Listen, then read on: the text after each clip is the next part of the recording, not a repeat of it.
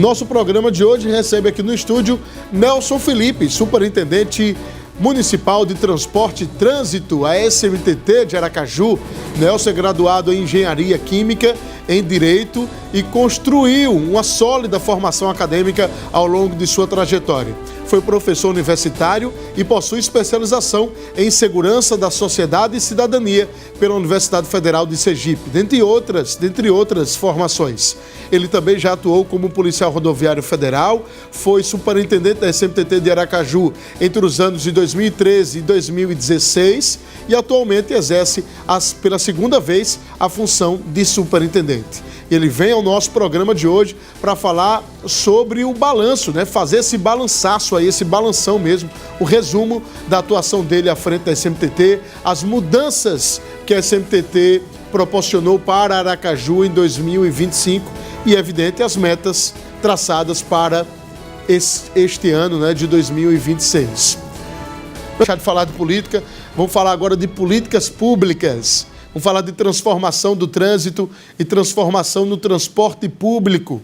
Eu acho que 2025 foi um ano, assim, muito importante para você, cidadão, que depende do transporte público da Grande Aracaju. Quando você entra em um ônibus com ar-condicionado, com Wi-Fi, com carregador de celular, você consegue realmente imaginar, estou falando diretamente com você, cidadão, como você enfrentava o transporte público, não andava, né? Enfrentava o transporte público há um ano atrás. Claro, tem muita coisa para melhorar? Tem. Tem frota para ser renovada? Tem. Só se resolve com a licitação. Mas o avanço foi significativo. Mais de 80 ônibus em um ano com ar-condicionado rodando em Aracaju. Nelson Felipe, seja bem-vindo. Boa tarde. Obrigado, Foca. Boa tarde a você, boa tarde a todos que estão aqui no estúdio, boa tarde a vocês que estão em casa. Prazer vir aqui no seu programa pela primeira vez, fui convidado, tenho a maior honra de estar aqui para a gente bater esse papo aí sobre o trânsito, o transporte da nossa capital. Nelson, eu acho que essa foi a principal missão e a primeira missão que a prefeita Emília designou ao senhor quando assumiu a pasta. Olha, vamos mudar essa realidade aqui de uma vez por todas. Foi assim mesmo? Foi. Na verdade, quando a gente estava ainda na transição, não sei se você recorda, eu fui o segundo nome a ser anunciado pela prefeita Emília, né? Primeiro foi de Fábio Andrade, lá do turismo, e logo em seguida ela me convidou para fazer esse anúncio para a população. E naquele momento ela já disse, Nelson, a gente precisa resolver o problema do transporte público. Porque realmente era um problema grave, viu, Foca? Eu moro, por exemplo, na Aruana. E a Aruana, aquela região da zona de expansão inteira, desde da Atalaia, passando pela Aruana, seguindo adiante até o Mosqueiro, era toda ela atendida pela empresa que foi retirada do sistema. Para você ter uma ideia, eu tenho um filho de 22 anos agora, a gente ficava brincando assim, olha, hoje eu vi tantos ônibus quebrados, hoje eu vi tantos ônibus com a luz, sem a iluminação, hoje eu vi não sei o quê, o outro estava lá com o outro rebocando. Então, assim, virou uma situação que a gente brincava em casa pela tragédia que havia. Aí você imagine que eu estava no meu carro, meu filho tem o carro dele, e a população, como é que estava? A gente via aquele amontoado de gente nos pontos de ônibus. Por quê? Porque o ônibus quebrou e estava esperando um outro que viesse passar, sabe lá Deus quando. E o que vinha também lotado. Super lotado. Super lotado. Mas isso tem uma explicação. Sim. Que a gente só foi começar a perceber e a saber como era quando a gente chegou em janeiro. Porque até então a gente não conseguia as informações, né? Na época da transição, entre o final do segundo turno e a posse, a gente não sabia as informações completas. Foi aí que a gente veio entender que a empresa, né, do Grupo Progresso, ela vinha reduzindo a sua frota gradativamente. Por quê? Porque ela não tinha ônibus, ela não tinha manutenção, ela não tinha ônibus em condições. Então, por exemplo, quando a gente chegou na prefeitura, na SMTT, a empresa ela teria que ter 120 ônibus. Quando a gente foi constatar, ela tinha 80. Não tinha 120, tinha 80. Para atender todo aquele lote que ela teria que atender. Passado mais um tempo, foi reduzindo. Daqui a pouco ela tinha 75, tinha 70. E a saída dela culminou, e aí isso foi até colocado em ação no Tribunal de Contas e tudo mais, culminou quando ela deveria estar com 70 ônibus, pelo menos, rodando num dia, e ela saiu com 45. E também a idade média. A idade média mínima, no caso, né? Então, ela, de 12 anos. Exatamente. Esse 70 chegou quando a prefeita fez aquele decreto da idade mínima. Certo. E aí tirou boa parte do que ela já não tinha, digamos assim, porque era em situação muito ruim. Ônibus que você andava, você subia, e eu digo porque eu fui pessoalmente verificar, você entrava no ônibus e via o chão. O piso não existia.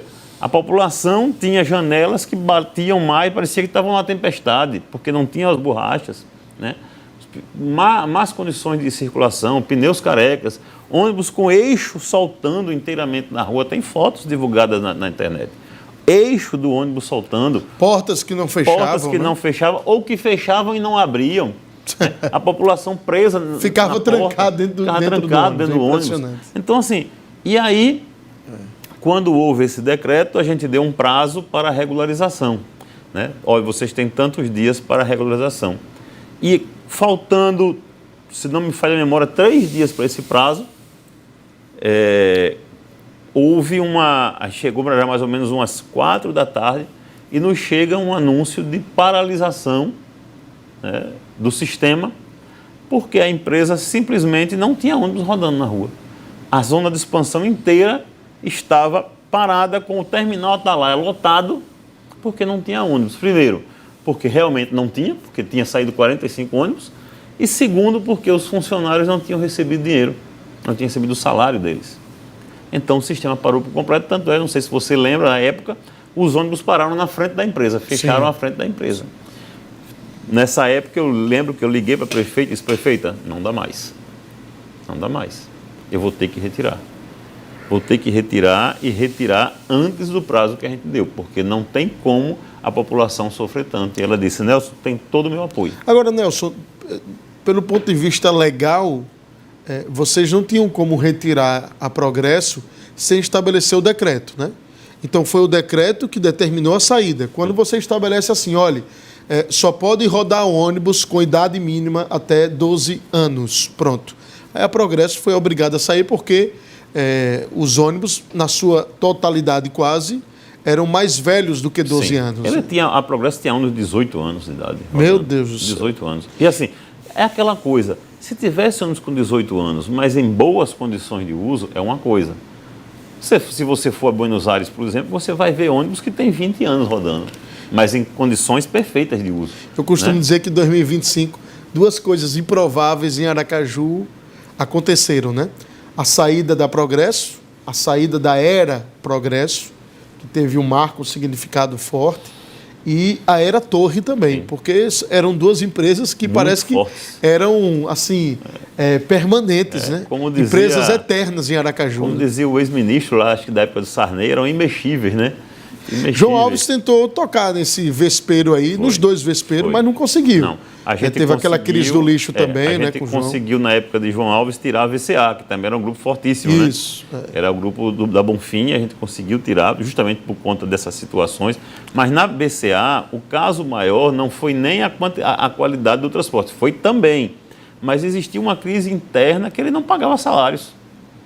Não pagava salários. E depois culminou com a quebradeira da empresa. A quebradeira da empresa como um todo. O Grupo Progresso, e eu digo sempre, até já disse ao próprio Adierson, que era o grupo mais forte que existia em Aracaju e talvez nesse eixo aqui, Alagoas, Sergipe, um pedaço de Pernambuco, talvez fosse o grupo mais forte que existia. Eles tinham uma empresa muito sólida, muito firme, muito bem consolidada. Ele me concedeu entrevista no rádio e ele atribuiu essa decadência ao ex-prefeito Edivaldo Nogueira. Ele já me disse isso, só que assim, veja, eu tenho que entender a indignação dele, mas a gente também tem que ver e analisar pelo desleixo do empresário. Porque veja, o que foi que o prefeito anterior fez? Começou a cobrar as certidões para realizar o pagamento do subsídio. Quando você tem sua empresa e você não tem as certidões negativas, como é que o poder público vai lá e vai pagar você? E aí foi quando começou a derrocada, né? O prefeito anterior não deixou de fazer essa contribuição do subsídio e, portanto, ele começou a não receber e teve que tirar de onde não tinha para poder pagar. E a renovação da frota é muito pior, porque, veja, quanto custa um ônibus novo hoje? Um ônibus novo hoje está na faixa de 900 mil a R$1 milhão. Ele precisava renovar a frota praticamente inteira. Para você ter uma ideia, quando ele estava saindo, ele tinha conseguido comprar 11 ônibus usados, que inclusive passou para modelo, né? Está com a modelo hoje, 11 ônibus usados que ele pagou em torno de 300 mil cada ônibus.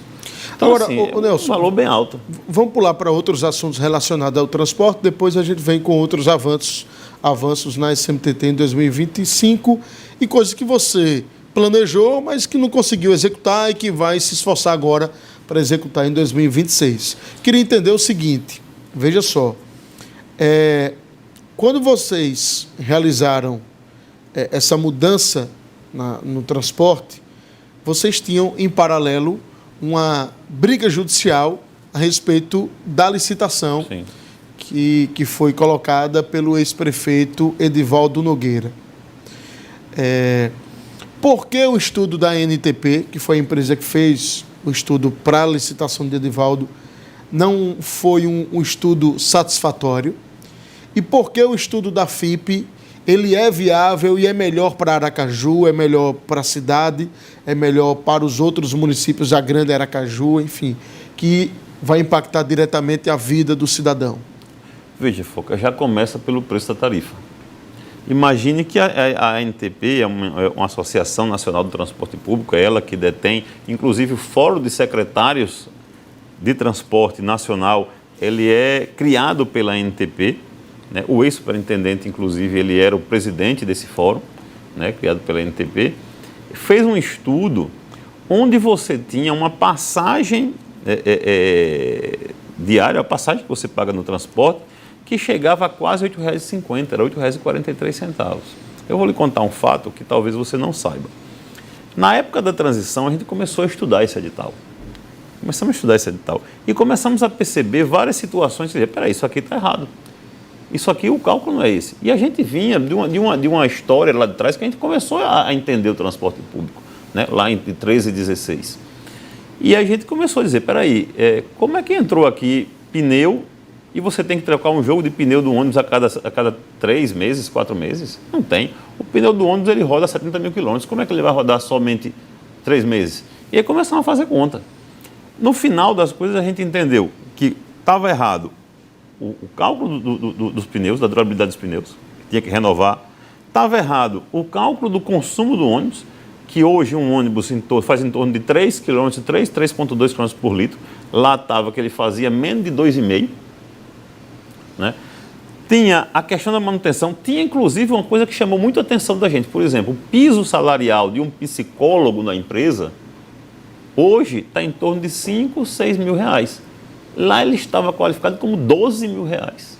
Então, tudo isso são detalhes importantes do estudo que foi feito para a licitação, que afeta totalmente o cidadão, porque todos esses gastos aí, aliás... Onera a tarifa. Onera a tarifa, o valor sobe... Assim, vou lhe dizer de forma e o dado que forte, eu vou de forma lhe passar, impactante. E o dado que eu vou lhe passar é mais interessante ainda. Em dezembro de 24, a gente estava ainda nessa confusão aí da questão da licitação, nós chamamos as empresas para conversar, as duas vencedoras do certame. E para você ter uma ideia, a gente disse assim, olha, dos 8,43 que está lá aprovado na licitação, eu pago 7. Pago R$7. Sabe qual foi a reação? Sim. Eu topo. Como é que você sai? Você é empresário, você sai de 8,43, você perde quase R$1,50 na tarifa e você aceita tranquilo, sem pestanejar. É estranho isso, viu? Quer prova maior? É estranho. Então, e é para onde esses R$1,50? Então, assim, cada tarifa? Quando você tem essa resposta, aí realmente eu tenho a prova que o negócio está errado. E aí vem a FIP, como a gente disse, olha, prefeita, a ANTP fez esse cálculo aqui todo errado, a gente pode contratar outra empresa para pelo menos saber se esse cálculo está certo. Vamos fazer o cálculo. Aí outra coisa. Aí a FIP ficou em quanto? Veja, A ANTP fez o cálculo para uma tabela que não existe já há anos, que é a tabela GPOT. A tabela GPOT está fora de uso há mais de 20 anos. O que se usa hoje modernamente é o fluxo de caixa, ou seja, você tem o acesso ao seu fluxo de caixa e você sabe quanto é que você gasta todo mês. A FIP entra no jogo, né, foi contratada, autorizada pelo consórcio para fazer esse estudo. Quando a FIP entra e faz o primeiro levantamento, ela chega a um valor que é aproximadamente de R$6 para a época, para o mesmo período lá de trás, certo, de dezembro de 24. Como é que você tem uma instituição que diz que o valor da tarifa é R$ 8,50 e vem outra que usa os dados que estão disponíveis no sistema e diz que ela é R$6 e pouco? R$6,10, R$6,05. Como é que tem isso daí? Que matemática é essa? Que a matemática é uma ciência exata. No geral, no resultado final, ficou em quanto aproximadamente? No final das contas, ficou em torno de R$6,50. R$6,50. Então, dizer, quase R$2 a menos. A menos. Né? Então, quando a gente está falando de R$6,50, não é o valor que o cidadão vai pagar na passagem, não. É o valor geral da tarifa. É o valor... Hoje o cidadão paga R$4,50. R$4,50, que a gente chama de valor de para-brisa. Certo. E a prefeitura compensa com o subsídio. Certo. Então, hoje é basicamente quanto o valor da passagem? Hoje a gente está pagando R$6. R$6. Então, iria subir aí 50 centavos, hoje 60 teria centavos. Um ajuste, né, por conta de um ano que se passou, aumento dos insumos e tudo mais, deve chegar a aproximar os R$7. Entendi. Hoje, então, né? Ou seja, o cidadão terá a tabela, aliás, a passagem congelada. Congelada. A prefeita já anunciou que aqui permanece congelada nos R$4,50. E a gente tem, inclusive, até saiu a decisão judicial, até que enfim, saiu a decisão judicial, acho que em novembro, né? Final de novembro, que saiu a decisão judicial da 18ª Vara, e a juíza determinou que fosse feito a licitação até o mês de abril desse ano, agora de 26.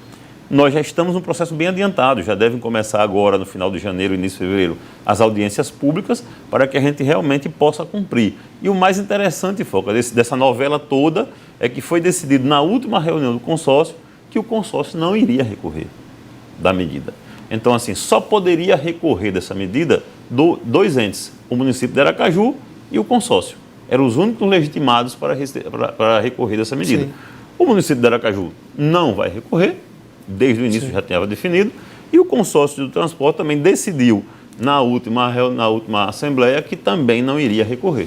Agora é uma decisão acertada, porque o único ente ali dentro do consórcio, né, participante do consórcio, que era contra o estudo da FIP e a favor dessa outra licitação, que é contra essa nova licitação, era o governo do Estado. E o município de São Cristóvão. E o município de São Cristóvão, verdade, o município de São Cristóvão.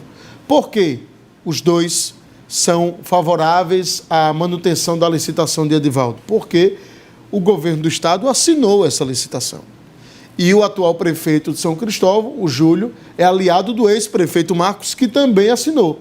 Né? Diferentemente, por exemplo, de Samuel, que quem assinou foi o Padre Naldo, diferentemente de Ayrton da Barra, que quem assinou foi Alberto Macedo, e diferentemente de Emília, que quem assinou foi Edivaldo Nogueira. Exatamente. Então, era mais do que natural o Júlio, né, permanecer com a postura de contra essa nova licitação e o governo do Estado também. Agora, é uma decisão acertada do consórcio de não recorrer. A Justiça que vai dizer, Justiça determinou essa nova licitação, o cancelamento da outra, que se faça nova e que se realmente mude por completo o transporte público da Grande Aracaju. Mas daqui a pouco tem mais Nelson Felipe, mas antes, deixa eu só falar para você de um assunto muito importante. A linha de suco 100% da Maratá.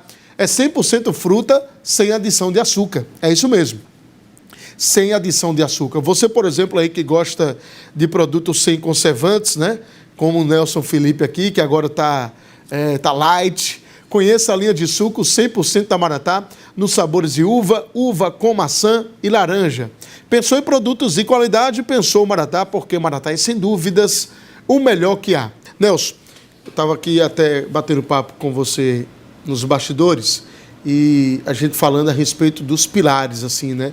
Das 3 principais metas que vocês conseguiram cumprir essas metas em 2025. Quais são elas, Nelson? Os 3 pilares, as 3 metas de transformação. Além, claro, do transporte público, né, que hoje é visível, mais de 80 ônibus com ar-condicionado em Aracaju. Veja, teve algumas coisas que a gente realmente definiu que teria que cumprir em Aracaju, na nossa capital. A primeira delas, não tenha dúvida, que foi o transporte, você sabe disso, já falamos aqui bastante. Até para dar números específicos, hoje são 68 ônibus geladinhos, mais 15 elétricos.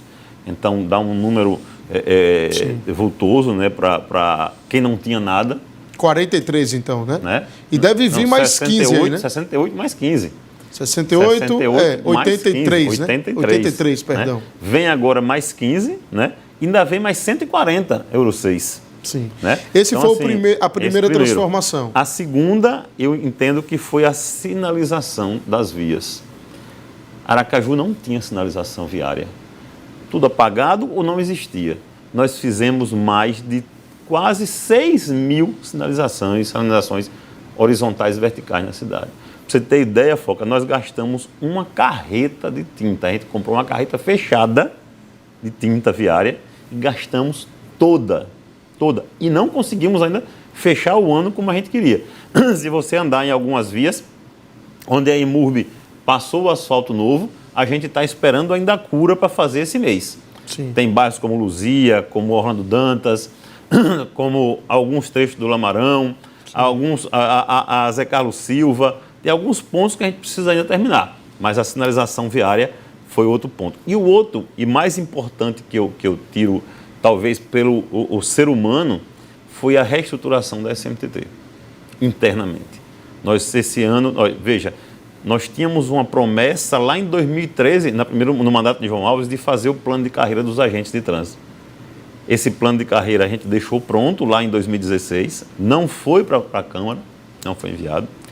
Passou 16 a 24, ninguém falou do plano de carreira, tanto é que você tinha, quando a gente chegou lá na SMTT, agora em 25, os agentes de trânsito eles viviam como se fosse ninguém. Era o patinho feio da prefeitura, ninguém ligava para eles, ninguém olhava para eles. Então, plano de carreira para os agentes de trânsito, a transformação do transporte público e a sinalização viária. Os três pilares. Para mim foram os 3 pilares. Mas, o que é que você pretende fazer? Falta muito. Os 3 pilares, por exemplo, principais para 26. Falta muito. Agora a gente precisa fazer as obras de arte, né? Que as obras de arte são pontes, viadutos. Nós temos alguns projetos junto com a Imurb, né? Para fazer a melhoria das vias, da circulação. Aracaju é uma cidade que está crescendo muito, né?